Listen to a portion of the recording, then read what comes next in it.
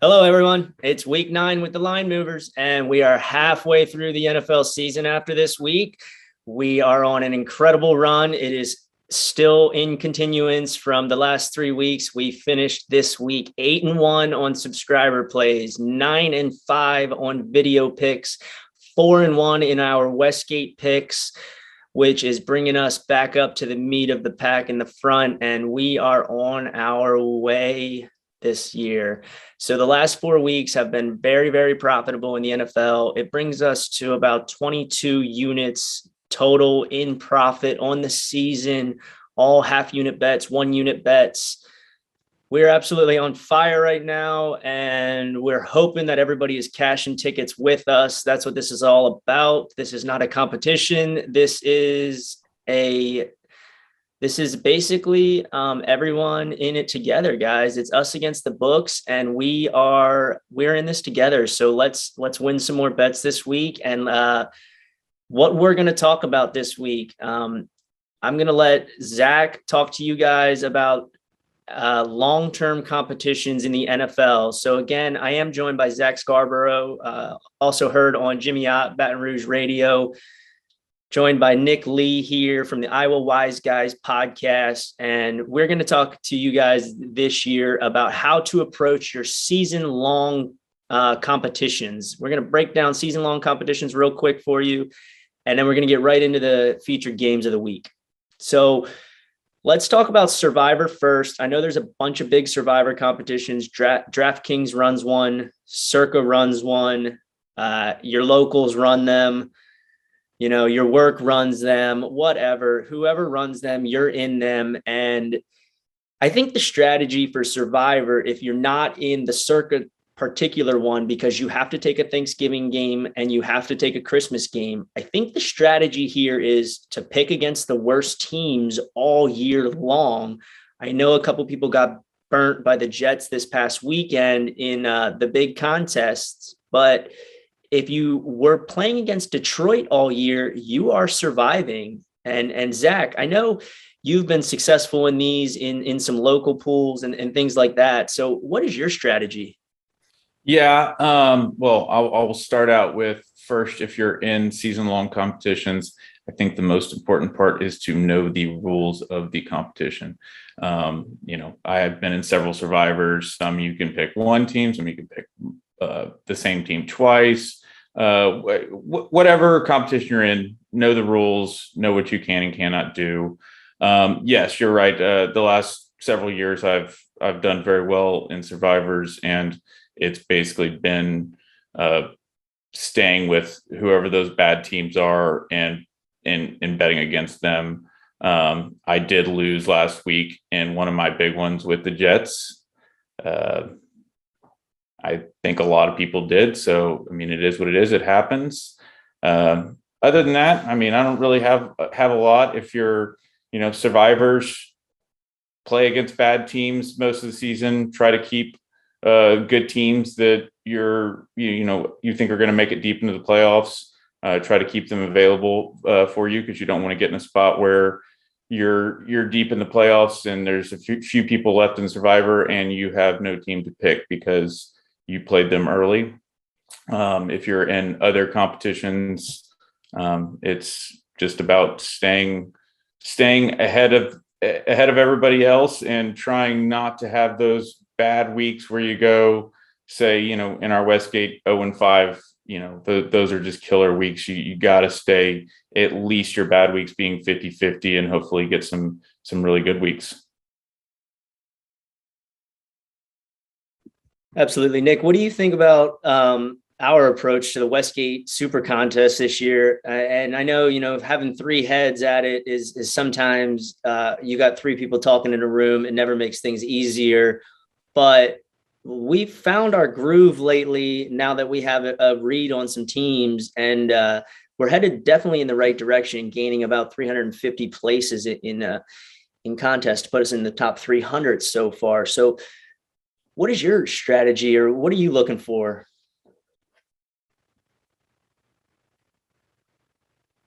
Nick? Yeah, I think that early on when you're doing a group contest, it's hard because everybody has different ideas as you head into the season. And now that the season's been going, I think a lot of us are on the same page. And so I think it's much easier for the group to make these picks. And it showed in how well we're doing. Yeah, and I think that's imperative. You can never get too high or get too low. It's a season-long competition, and 65% is going to put you just about near the money. So one bad week or one good week, don't let it ruin your time. Don't give up either, because when you don't submit those picks, you're automatically a loser. So. And touching on the Survivor, I think the best opportunity there is to try to get as many entries as you can. And then once you get late in the season, you can start hedging, get your money back, and at least make sure you're not a loser in the competition in at least entry fees. That all being said, I think it brings a different approach to everything. The lines are a little bit different than what you see on closing lines. So it gives you a little bit to think about, because you're thrown for a curveball sometimes with some of these Westgates and circa millions lines. I can tell you that much right now. You think a line's going to be a 4 and you get a 5.5, or you think it's going to be 6 and it's 8.5. It sometimes they throw you for a loop, expecting the line to move. So we're done with that for the day. We're going to move on. And the next topic we got for you guys, follow our new website, thelinemovers.net. Go visit where you can find all of our audio podcasts, all of our video podcasts. You can find a staff page. You can find the merchandise page. You can find our newsletter. And eventually you will be able to find our bets. If you are in the Telegram app, they will eventually appear on the website. We are working on that now. So that is breaking news for everybody that is a follower or a subscriber. And then we're going to move right along into the featured games this week. We were thrown for a curveball this morning. Aaron Rodgers is out with COVID, says he was immunized, but now he clearly is did not take the vaccine, and that's none of our business. But he cannot play this weekend with 2 negative tests because of his decision. So the line starts at +2 Packers, moves to a pick'em, and now is at +8 Packers. Zach, what is your initial thoughts and opinions on the Packers without Aaron Rodgers going into Arrowhead? Yeah, I mean, you do research and you get ready for a game, and then you get this thrown at you this morning, and it completely flips the script. Nothing looking good for Kansas City. Turnovers, can't get their offense going. Defense is terrible. I looked for Aaron Rodgers to pick this defense apart. But I do not believe Jordan Love will be able to have the same success Aaron Rodgers have. I think that we're gonna see regression. Everybody's kind of been high on this Green Bay offensive line. But I think a lot of it has been Aaron Rodgers' ability to get the ball out of his hand quickly and accurately. Remember those first couple of weeks, their offensive line did not look good. I don't think Jordan Love is going to have that same success making his debut start.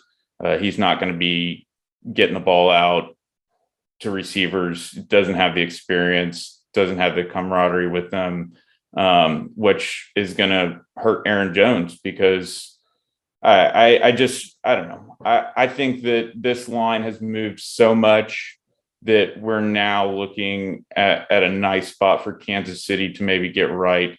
I'm going to look to tease this down from 7.5 or 8 down to 1.5 or 2. And hopefully, I mean, it's a nice break for the Chiefs right now. They've been on a bad little run. They need some help. This might be the spot to get them going.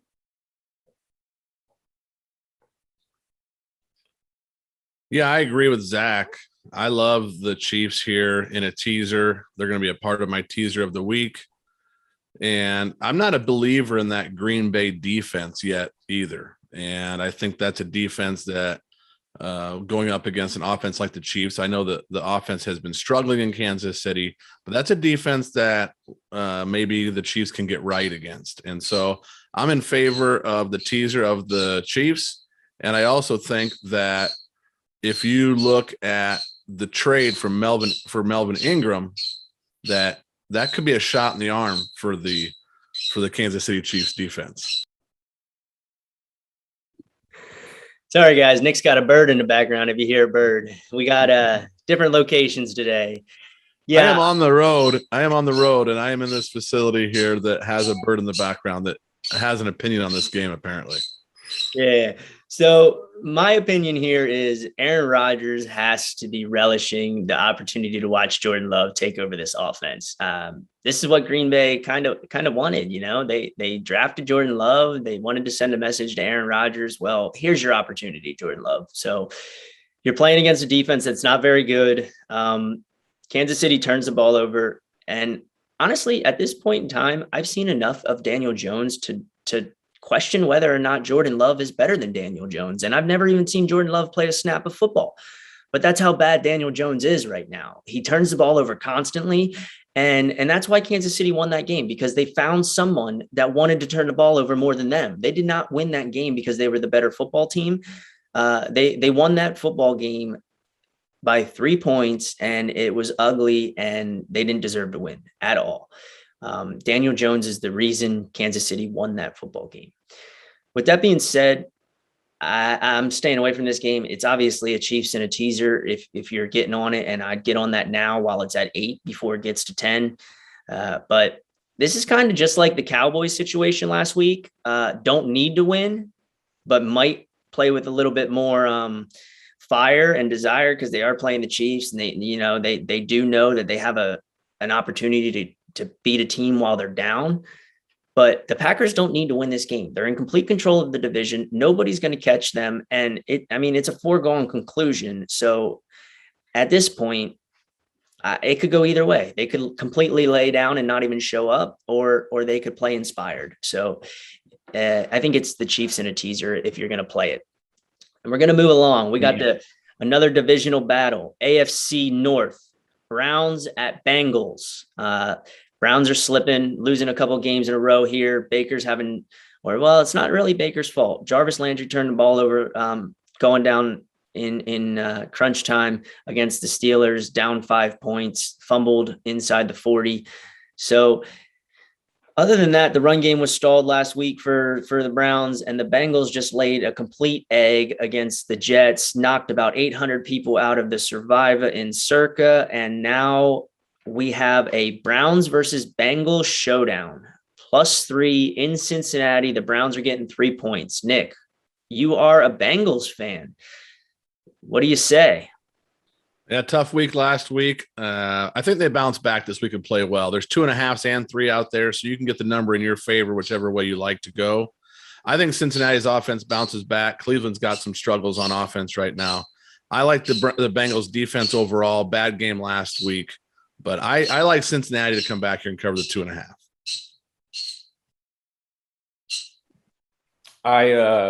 I agree with that. I don't think the Browns are right. I don't think Baker Mayfield's right. I think he's more injured than the team is leading on. They couldn't get the run game going last week. I think it's going to be tough against Cincinnati's run defense this week. I think they rank 5th in yards per rush in the NFL. Not a good spot for the Browns right now. I'm actually leaning towards the under in this game. I think the Browns, they've scored 17 or fewer points in 4 of the last 5 games. So they're struggling offensively. I think they're going to continue to struggle offensively. Cincy obviously can put up a lot of points, but they have struggled against a good pass rush. And Myles Garrett and Jadeveon Clowney should be able to get after him with that offensive line this week. And plus, it's a divisional game. I think I saw it sitting at 46.5. I think that's too many points in this game. I see a defensive battle, and I'm not going to read, as Nick said, the -2.5. You can kind of get this line where you want. If you are on a side, I think it should be Cincinnati at the 2.5. I don't know.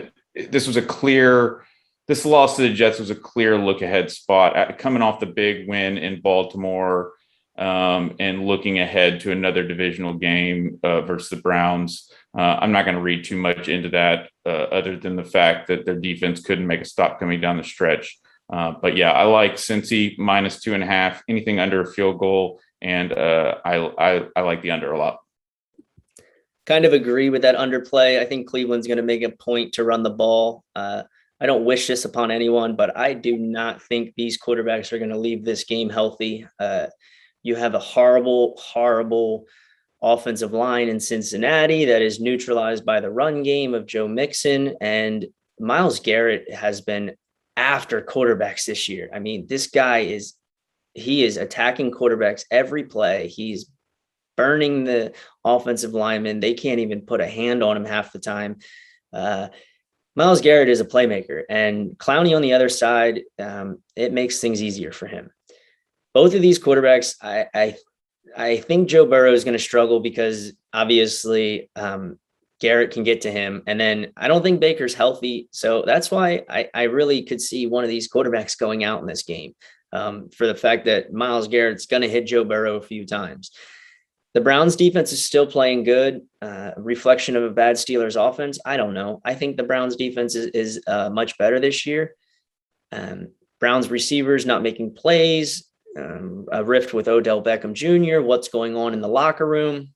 I think this is a Bengals line. You probably have to take the Bengals -3 here. I think they're just the better football team. The chemistry's better. The coaching's a little better. There seems to be something going wrong in Cleveland after the year last year. A lot of it has to do with Baker's health, and he might be doing himself no good by playing with a separated shoulder. Probably should just let Case Keenum play for a couple of weeks, but this is a Bengals game for me here. Moving along, we got the Vikings at the Ravens, 1 o'clock in Baltimore, Sunday. Opening line is 6, current line is 5.5, and the over-under is 49.5. Zach, what's your feel for this game? I really like Baltimore here. I mean, coming off the bye, having 2 weeks to stew over that bad loss to the Bengals. I think it was 41-17. The score didn't really reflect the game with those 2 long touchdowns that probably should have been 15 or 20-yard passes. But nonetheless, they got beat 41-17 at home. I think Harbaugh is 9-4 against the spread coming off a bye. And Minnesota just took a horrible loss to Dallas without a Dak Prescott, a game that, that line moved significantly, should have expected an easy win from them. I don't know. I don't trust the quarterback there in Minnesota. They do have a lot of weapons. I think Baltimore is going to be able to get after the quarterback if they can shut down Dalvin Cook and make this a one-dimensional team. They're going to have problems stopping Lamar Jackson. They lost their best pass rusher last week. I look for Baltimore first half. I'm not sure exactly what the line is. I think you could have got it at 3, but that line's moved up, so it's probably going to move to 3.5. But if you can get it at 3, I'm going to be on Baltimore first half, maybe first quarter, first half. Looking for Minnesota to come out flat after last week's game and Baltimore coming out strong off the bye week. Yeah, this is 2 teams coming off their worst performances of the year. Baltimore getting blown out by Cincinnati, and then Minnesota losing to Cooper Rush and the Cowboys. Baltimore, one of the top rush offenses in the league. Minnesota struggles to stop the run. Maybe looking at the under here, but on the sides, I do think, though, that I see it getting up to 6 points here, and I think that might be a little too much for the game. Minnesota, maybe, Baltimore's a very public team. I think that Minnesota might not be getting as much respect as they deserve here, but I'm going to lean towards the under on this game. I think it's going to be a slower game with Baltimore running the ball. I think Minnesota is struggling to move the ball on offense right now, so I'm going to look to the under here. I don't know that I have much of a feel for this game. Minnesota is kind of one of those teams that they'll play a good team well and a bad team bad, and they are poorly coached. I don't know what's going on with Kirk Cousins, man. The guy is a complete underachiever, a career underachiever, signs for the guaranteed money. This might be his last hurrah in Minnesota.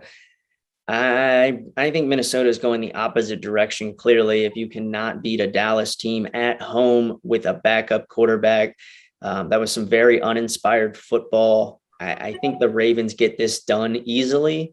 I think off the bye week. This is a survivor pick here for me. This has Ravens written all over it. Coming off the bye, being able to watch that game on Monday night and look how depleted they looked. Lamar Jackson struggles throwing the ball mostly, and the Vikings secondary is bad. So that's going to help Lamar Jackson. It's a Ravens game for me. It's written all over it, and I don't think the Vikings are a good football team this year. And we got more breaking news from the NFL. Derrick Henry out for the year with a broken foot. Yeah, that's, I guess, what happens when you run the ball 30 times and you're getting hit by every single person in the backfield and still making your way through it. It was only a matter of time. Nobody wishes injury on Derrick Henry, but they've been using that guy like an absolute horse and reap what you sow, I guess. Now Tennessee is backs against the wall, went out and got Adrian Peterson. Don't know what he has left in the tank. It is time for Julio Jones and A.J. Brown to step up in Tennessee. We're going to find out what Ryan Tannehill is all about without the run game, without the play action available. So this game, Titans at Rams, opens up at +4. It is currently 7.5. And the over-under started at 52, is now at 54, which I don't know why it went up with Henry out of the game. Feel like that hurts the Titans' scoring opportunities. And Nick, where are you at? What do you lean? What do you like?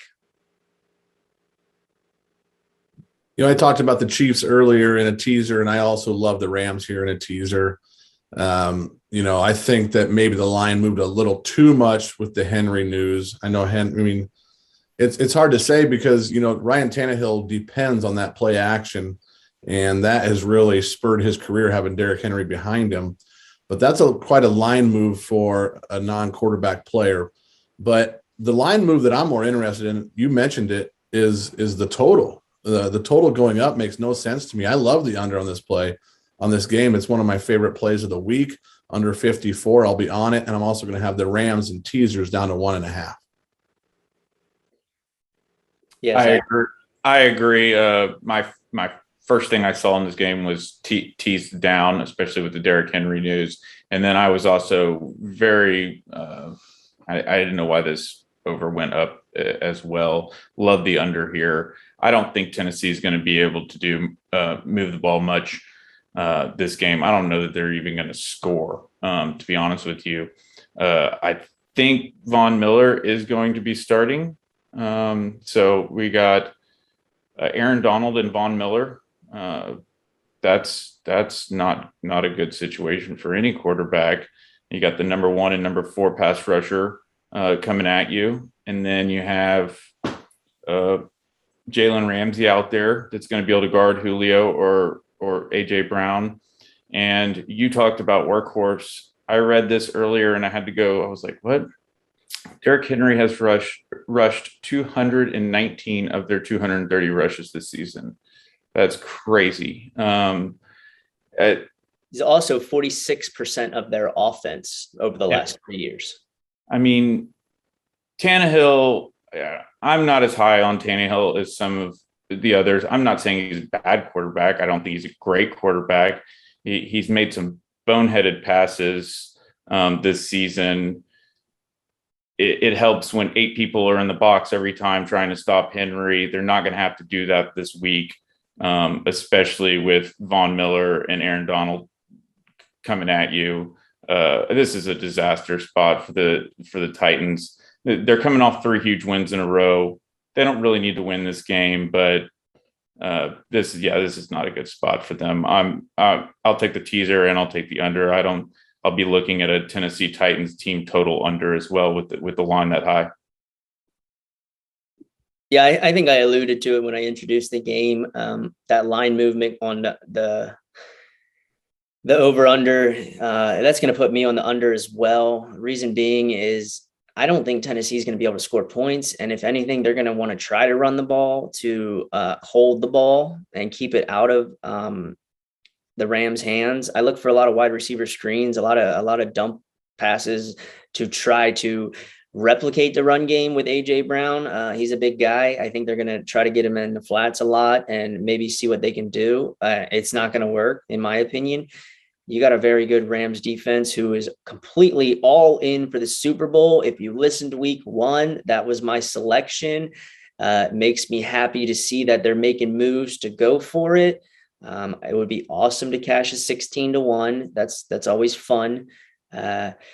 So anything else you guys have in your pocket for this week? I know I am looking at some player props, getting ready to send out some player props. Other than that, I do not have anything to add in pocket for season totals or anything like that. Zach, do you have anything in pocket for the weekend? I don't have anything in pocket. Check out our website, join.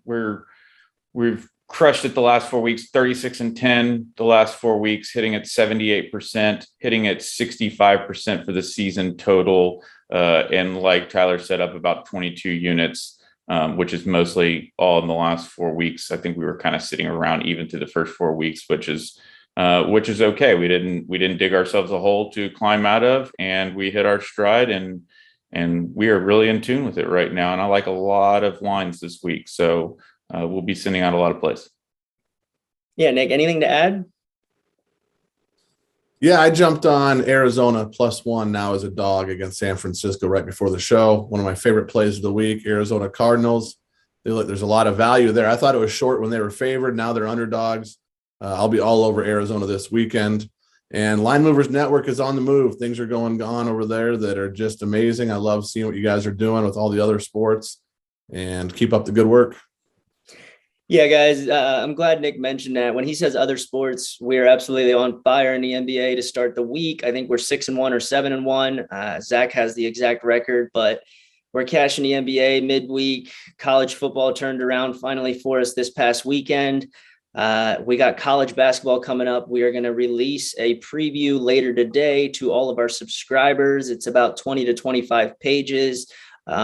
Take a look at that. It's going to review the top 20 teams, some Cinderellas.